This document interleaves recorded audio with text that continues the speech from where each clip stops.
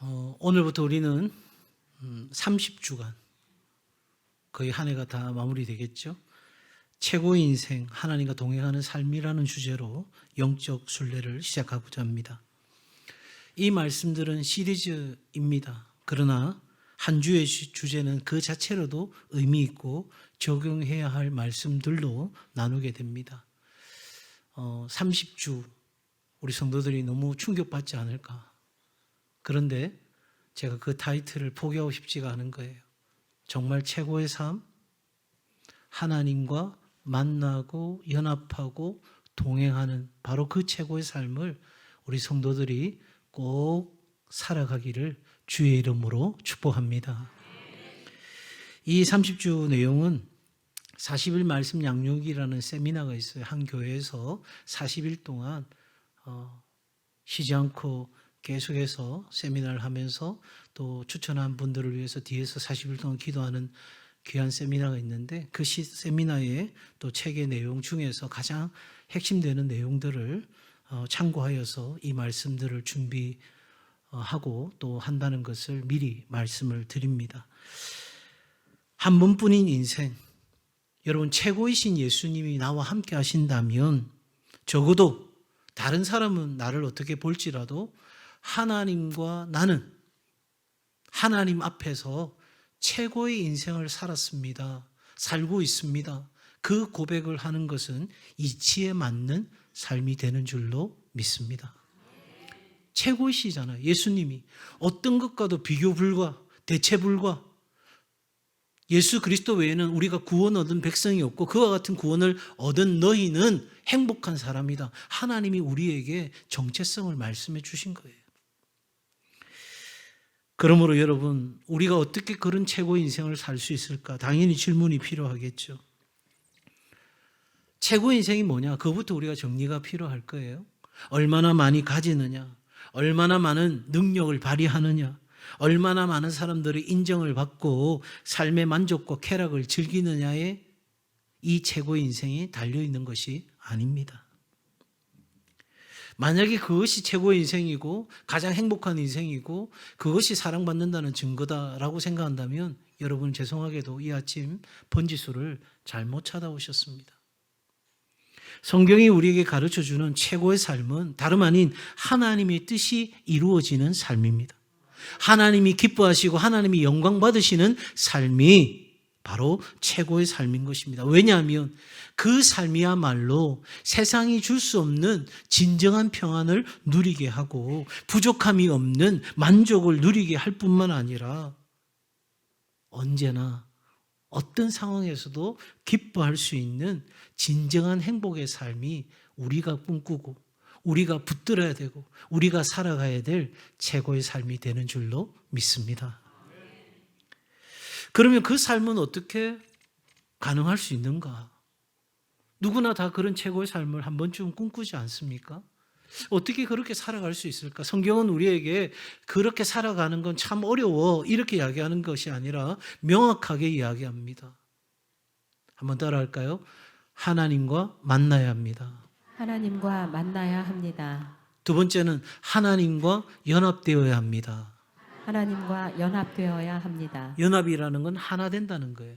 그리고 마지막 하나님과 동행해야 합니다. 하나님과 동행해야 합니다. 이 세 가지 만남과 연합과 동행이라는 것이 성경이 우리에게 결론적으로 정말 예수 그리스도와 함께하는 최고의 인생을 살고 싶다면 반드시 이 삶이 우리에게 있어야 한다는 거예요. 그거 외에 다른 길은 없어요. 그것 외에 다른 방법 없어요. 그거 외에 더 쉬운 방법 없어요. 우리에게는 바로 이 만남과 연합과 동행이라는 삶이 반드시 있어야 될 것입니다. 오늘 그 첫 시간으로 여러분 한번 같이 할까요? 영적 세계를 이해하라. 영적 세계를 이해하라. 많은 사람들이 교회 다닌다 이렇게 이야기하면 사람들이 이야기하죠. 아, 저 사람 하나님 믿는 거구나. 그렇게 표현합니다. 근데 하나님께서는 우리에게 이사야 선지자를 통해서 참 엄중하게 뼈아픈 말씀을 하십니다. 이사야 1장 12절입니다. 너희가 내 앞에 보이러 오니 이것을 누가 너희에게 요구하였느냐? 내 마당만 밟을 뿐이니라. 우리가 만약에 종교적인 관습, 형식에 젖어서 그렇게 하나님을 찾는다면 그건 하나님이 찾으시는 모습이 아닌 거예요. 내가 언제 그런 거 찾더냐? 나 그런 거 찾지 않았어. 그건 성전 마당만 밟고 돌아가는 것일 뿐이야. 아니, 나는 성전 안에 들어왔는데요? 아니요. 진짜 영적 성전 안에 하나님과의 만남이 없는 그냥 그 마당만 밟고 여러분 얼마든지 돌아갈 수 있다 하는 겁니다. 정작 성전의 주인이신 하나님과의 만남, 연합, 동행이 없는 그 삶을 심각하게 우리에게 경고하시는 내용이 바로 그 말씀입니다.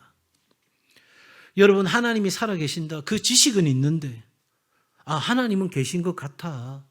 그런 지식은 있는데 내 삶의 구체적인 현장에서 하나님이 역사하시는 것을 경험하지 못함으로 혹시 답답하거나 또 그것이 믿어지지 않아서 어려움을 겪고 있는 분들이 계십니까?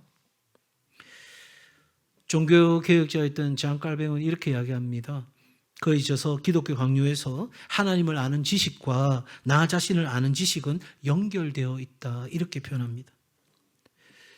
이 말을 조금 더 정리해 보면 내가 누구인지를 정직하게 알게 되면, Who am I?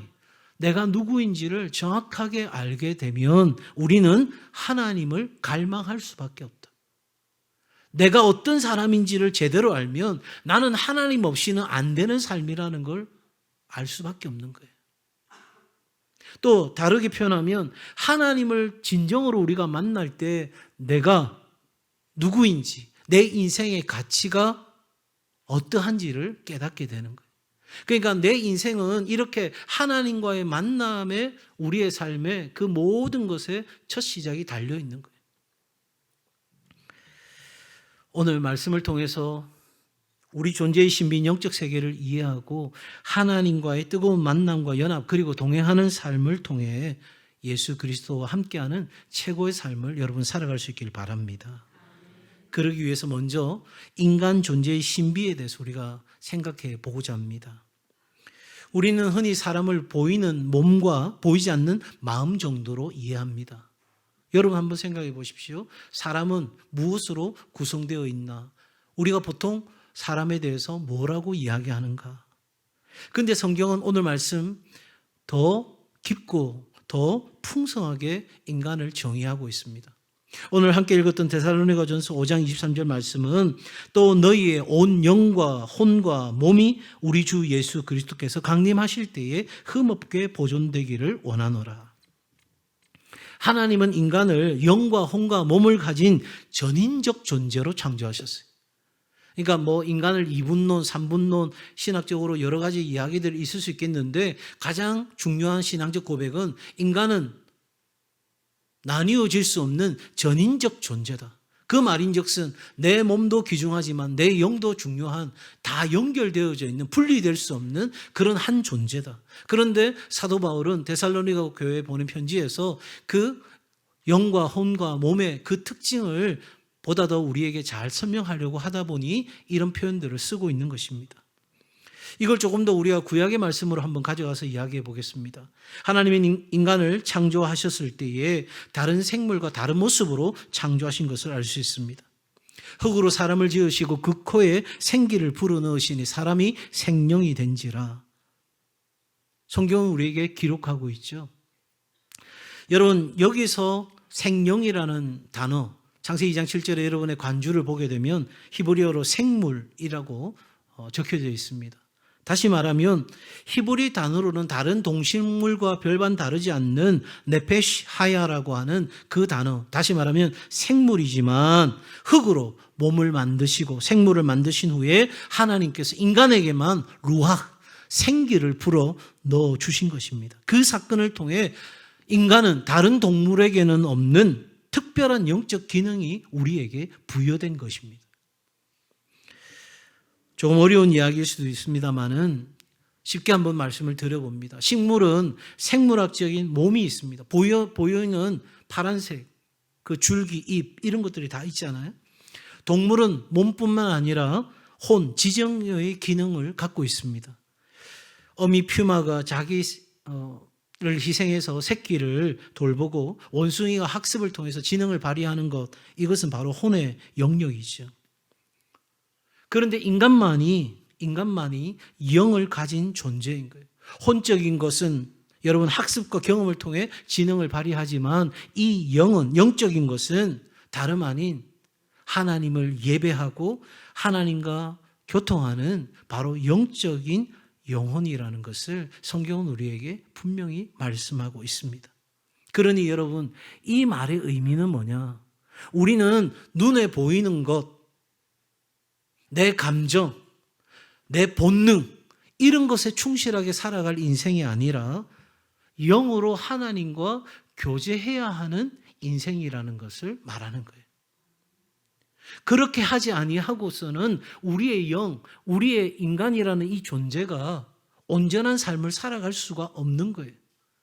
한 가정이 서로가 노력해서 좋은 가정, 행복한 가정을 이루고 싶은데 그 가정이 영적인 존재로 구성되어 있는 그 가정이 하나님과 영적으로 계속해서 교제하지 않는다면 그 가정 안에는 심각한 영적 공격들과 어려움들이 찾아올 수 있는 거예요.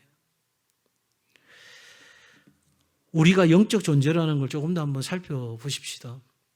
부모님이 사랑하는 사람이 돌아가시면 어디가 아파요? 마음이 아파요. 마음이 어디 있어요? 여기요? 여기요? 어디 있어요? 여러분, 마음이 아프다는데 우리의 심장이 물리적으로 찢어진 게 아니잖아요. 우리의 뇌가 파손된 게 아니잖아요. 그런데 우리는 마음이 아프다고 해요. 마음이라는 것이 있다는 걸 우리는 알고 있어요. 꺼내어서 보여줄 수는 없지만 그 마음이 감동을 받기도 하고 그 마음이 아프기도 하고 그 마음이 슬프기도 합니다. 우리는 분명하게 기쁨과 슬픔과 고통을 다 마음으로부터 느낍니다. 마찬가지로 영은 보이지 않고 만져지지 않습니다. 그러나 인간 그 가장 중심에, 깊은 중심에 영은 자리 잡고 있는 것입니다. 성경은 이렇게 말하죠. 하나님은 영이시다.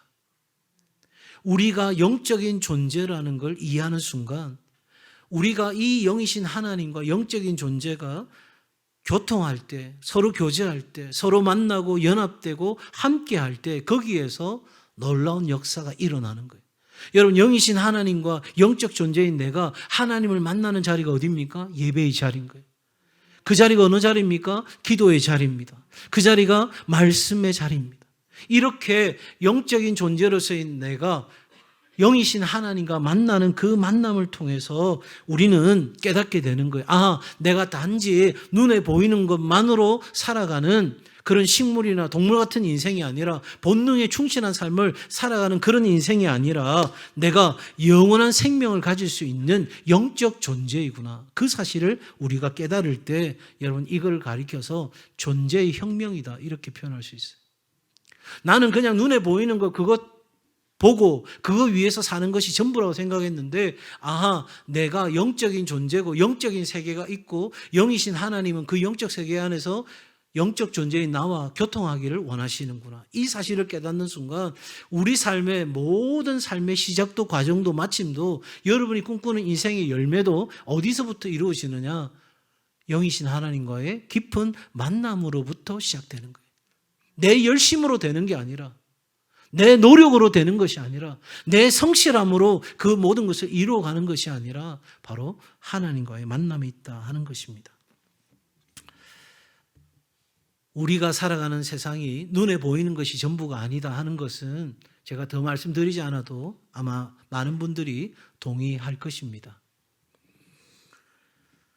사람들은 본능적으로 영적 세계를 감지합니다. 그래서 미신을 믿지 않아도 사람들이 궁금해합니다. 내 운세는 어떨까? 궁합은 어떨까? 윤달, 이사날짜 이 모든 것이 집착합니다. 왜? 미래가 불안하니까요. 그걸 해소하려고도 생각합니다. 요즘 서울에 있는 젊은이들 사이에서 관악산 등반이 유행이라고 그래요. 관악산의 전기를 받아가지고 취업하기 위해서. 그 마음이 한편으로 이해도 되지만 제가 그 뉴스를 접하는데 그런 생각인 거예요. 하나님이 관악산보다 못해서야 되겠는가? 관악산은 3번만 올라가면 된다 하니까 편해서 그러는지 몰라도 여러분 잘 한번 생각해 보십시오. 우리는 이 영적 존재가 하나님의 영과 교통하지 않으면 그 무엇으로도 우리 삶의 염려, 근심, 걱정, 불안이 근본적으로 해결되지가 않습니다. 그렇게 되어 있습니다. 개혁신학자인 헤르만 바빙크는 이렇게 이야기합니다. 악한 영은 하나님의 통치를 모방하여 인간을 예속시킨다라고 경고했습니다.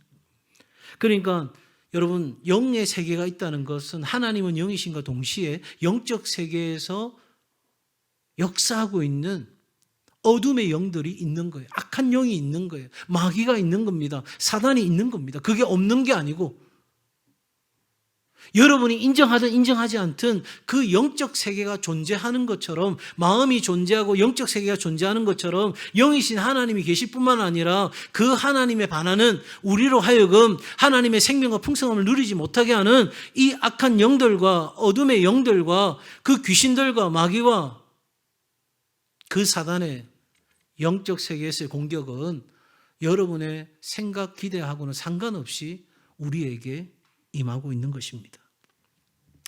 악한 영은요, 이렇게 이야기해요. 여러분 마음대로 사는 거 오케이. 여러분 편한 대로 사는 거 오케이. 여러분 마음대로 만족하며 살고자 하는 그 쾌락을 쫓아 사는 삶, 여러분 원수 마귀가 절대 방해하지 않습니다. 그래, 네가 원하는 대로, 네가 만족하는 대로, 네 마음대로 살아. 그런데 뭐라고 하죠? 죄는 그렇게 방치하고 그렇게 마음대로 살게 하면서 결국은 날짜 하나 잘못 잡으면 화를 당할 것처럼 그렇게 속여서 인간의 모든 자유를 박탈하고 억압하는 삶을 살게 하는 거예요. 두려워서 벌벌 떠는 거예요. 부부 관계가 깨지는 것이 궁합 때문입니까? 가정의 위기가 맞이하는 것이 보이는 이유들 때문입니까? 그럴 수 있습니다. 그런데 그보다 더 근본적인 문제가 있어요. 죄로 오염된 인간의 본성이 문제입니다. 우리의 본성 자체가 이 하나님과의 만남이 없는 상태로 그냥 본능적 인간으로 살아가면서 선한 척하고 살아가지만 실상은 우리 안에 이 인간의 본성이 오염되어 있는 거예요. 어떻게 오염됐냐고요? 나 중심적인 삶으로. 가정도, 가족들도, 세상도 다 나 중심으로 돌아가야 되는. 또 성품의 결여가 우리에게 있습니다. 우리는 여러 가지로 예수 그리스도를 닮은 성품이 아닌 우리의 모나고 얼그러진 성격 그대로 살아가는 성품의 결여가 우리 가정과 부부 사이를 어렵게 할 수 있습니다. 또한 우리 안에 미움과 의심을 부추기는 영적 세력들이 있습니다. 이 가정을, 부부관계를 허물려고 하는 작은 여우들의 공격이 얼마나 강력하게 우리 가운데 다가오는지 모릅니다. 잘 한번 생각해 보세요. 이러한 영적 공격, 영적 세계가 있다는 걸 모르고 있으면 어떻게 되죠? 그냥 눈에 보이는 것들을, 눈에 보이는 현상을 해결하는 것들에 우리의 목적을 두게 되겠죠. 그것만 해결하면, 그것만 달라지면 다 달라질 것처럼. 여러분, 잘 한번 생각해 보세요. 재정적인 문제 때문에 지금 그 고통을 받고 있다고요. 그래서 그 재정적인 문제만 해결되면 다 해결될 거라고요? 아니요. 그 재정적인 문제가 없을 때도 우리는 계속해서 고통을 받고 있었어요. 그 관계의 문제만 해결되면 아무 문제가 없을 거라고요? 아니요. 그렇게 어려움을 겪기 이전에도 괜찮았다고 생각되는 그 시점에도 우리는 여전히 힘든 삶을 살아가고 있었어요. 이 영적 세계에서 가장 중요한 진리가 하나 있는데 영적 세계는 중립지대가 없다는 거예요. 한번 같이 할까요? 영적 세계는 중립지대가 없습니다. 중립지대가 없습니다. 내가 하나님을 거부하고 하나님이 통치 아래 있지 않으면 내 영혼은 필연적으로 어둠의 권세, 악한 영의 영향력 아래 놓이게 된다는 거예요. 도 아니면 뭐지 중간은 없는 거예요. 그러므로 여러분, 우리는 이러한 영적 공격을 계속해서 받게 되고 어둠에 사로잡히게 되면 어느 날은 내 마음대로 되는 것 같아요. 편안해진 것 같아요. 괜찮아진 것 같아요. 내 마음대로 되니 행복한 것 같아요. 그러는데 그거 다 속이는 거예요. 여기가 좋사오니. 그래, 이 정도 하면 된 거지 뭐. 여러분, 그렇게 만족해하면서 마지막 결정적인 순간이 찾아오면 우리의 것을 빼앗고 죽이고 멸망시키는 것이 어둠의 영이 하는 일인 거예요. 지금 아무 일 없다고, 지금 작은 일이 생겼다고, 지금 조금 편안하다고, 지금 내 마음대로 뭔가 할 수 있는 여건이 주어졌다고 여러분 만족할 것이 아니라, 우리는 이 영의 세계를 이해한다면 영이신 하나님과 영적 존재인 내가 날마다 영으로 교제하고 있느냐, 이것을 우리는 진단해 봐야 되는 거예요. 우리 가정이 영적으로 깨어서 영이신 하나님과 계속해서 우리 가정이 소통이 이루어지고 있는가, 내 자녀손들이 이 악한 것들에게 어둠에 빼앗기지 아니하고 내 자녀와 내 모든 삶의 미래가 하나님 손에 달려 있는데 이 하나님과 깊은 인격적인 교제가 있는가, 우리는 계속해서 묻고 거기에 응답하는 삶을 살아가야 하는 것이죠. 사람들은 이렇게 되면 마음 한켠에 공허함이 생깁니다. 뻥 뚫린 거예요. 뻥 뚫린 내 가슴에 술을 자꾸 집어넣어요. 해결이 안 됩니다. 처음에는 사람이 술을 먹었는데 나중에는 술이 술을 먹는 단계로 접어듭니다. 어디 술뿐입니까? 여러분, 게임, 여행, 쇼핑, 내가 원하는 것들을 실컷 해보십시오. 마음껏 해보십시오. 원 없이 해보십시오. 그게 여러분의 갈증을 해소할 수 있는지. 원 없이 쇼핑 가가지고 명품 머리부터 발끝까지 다, 죄송합니다, 발라보십시오. 그걸로 해결되는 게 아닙니다. 그것은 갈증을 해결하는 생수가 아니라 바닷물과 같은 겁니다. 여러분, 목마르죠? 그런데 바닷물, 엄청난 물이 있습니다. 냅다 마셔버리죠. 저 물 마시면 될 거야. 그런데 이내 또 목마릅니다. 그래서 또 마십니다. 또 마시고 또 마십니다. 나중에는요, 내가 이만큼 물을 마셨으니까 내 갈증이 해결되었을 거라고 내 자신을 스스로 속입니다. 그런데 속은 계속해서 더 큰 갈증을 느끼게 되는 거예요.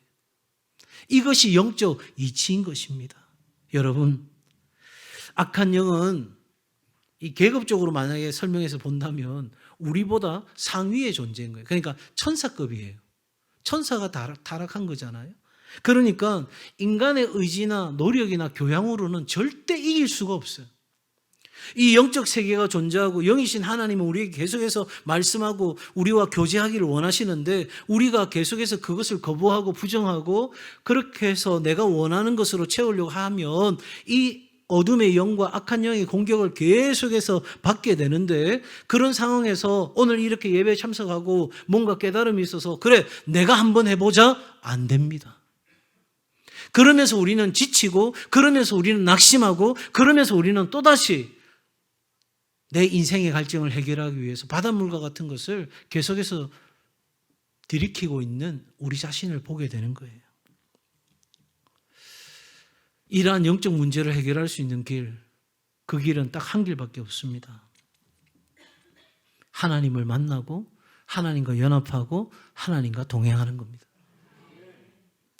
이 길을 걸어가면서 내가 자칫 기울어지거나 내가 멈추면 이 길이 무너질 수도 있다고 하는 두렵고 떨림으로 우리는 계속해서 그 길을 붙잡고 가야 하는 것이죠. 그러면 마지막 질문이 우리에게 생깁니다. 하나님과 만나는 것도 좋고 하나님과 연합되고 하나 되는 것도 좋고 하나님과 동행하는 것, 정말 멋진 삶인데 어떻게 그게 가능한가요? 인간의 의지나 노력 필요합니다. 그러나 그보다 더 중요한 것은 참된 믿음이 우리에게 필요한 거예요. 뭐가 필요하다고요? 참된 믿음입니다. 이 믿음에 대해서 조금 더 설명을 한번 해보려고 합니다. 여러분을 낳아주신 어머니가 어머니라고 다 믿으십니까? 혹시 안 믿으시는 분 계세요? 유전자 검사해가지고 우리 엄마가 우리 엄마인지 한번 확인하고 지금까지 살아오신 분 없으시죠? 제가 일부에 물었더니 의심한 적이 있습니다. 이렇게 이야기하더라고요. 우리는 한순간도 저분이 내 엄마라는 사실을 의심해 본 적이 없어요. 유전자 검사하면서 그렇게 요구하면서 살지 않았죠.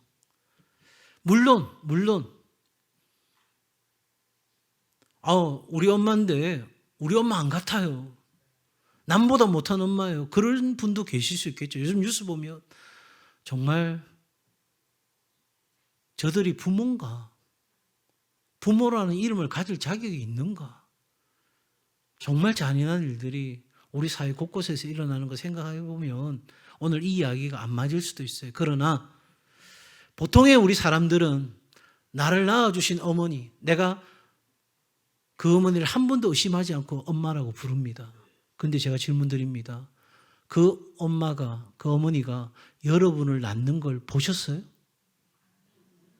보셨어요? 그런데 어떻게 믿어요? 그거 어떻게 믿어요?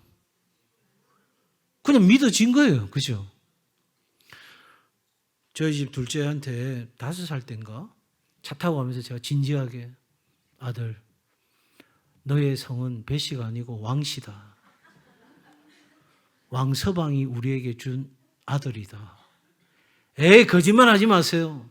근데 제가 연극 좀 하거든요. 아주 진지하게 아들 미안하다. 이제는 출생의 비밀을 말할 때가 왔다. 그날 다리 밑에서 너를 받았다. 이렇게 진지하게 하니까 갑자기 애가 쭉 울더니 진짜 아빠한테 데려다 주세요. 여러분, 어머니가 나를 낳은 걸 보지 않았어도 우리는 어머니라고 부릅니다. 왜 그래요? 오랜 신뢰관계 안에 있었어요. 엄마가 아닌 것처럼 싶어서 원망하고 불평하기도 했지만 이내 돌아서서 엄마 밥 줘, 엄마 용돈 줘. 그 엄마를 또 부르잖아요. 믿음이란 단지 하나님이 계시다는 사실에 대한 지적 동의가 아닌 거예요. 역사책 보듯이, 역사 인물을 보듯이 그렇게 하나님 보는 게 아니에요. 청교도 목회자였던 토마스 왓슨은 이렇게 이야기합니다. 믿음은 그리스도의 팔에 자신을 던지는 것이다. 그냥 나를 던져버리는 거예요. 던졌는데 뭘 다시 찾아요? 던졌는데 그 다음부터는 그 안에서 해결하고 사는 거죠.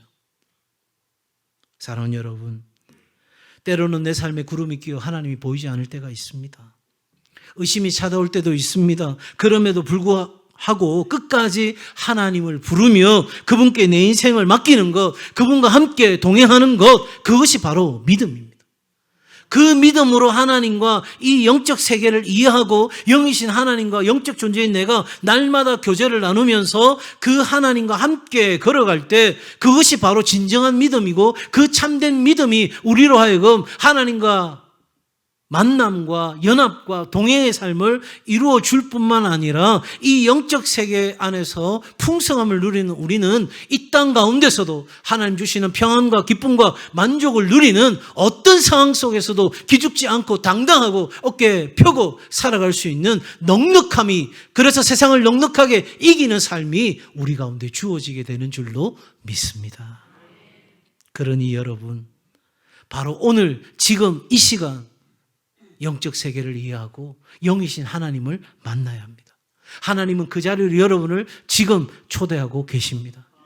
이미 만났다면 다시 한번 그 만남을 확신하십시오. 여전히 불안하다면 이 영적 세계에서 내가 하나님을 만나기를 결단하십시오. 여러분의 가정의 크고 작은 문제들, 내 눈에 보이는 것, 내가 해결할 수 있는 방식으로 해결하는 것이 아니라 전적으로 하나님께 의지하고 맡기는, 그래서 내 삶을 어떻게 살아가야 되는지 이 영적 세계 속에서 깨닫는 은혜가 있어 여러분 어떤 어둠의 영이 공격해와도 능히 이기는 삶을 살아갈 수 있기를 주의 이름으로 축복합니다.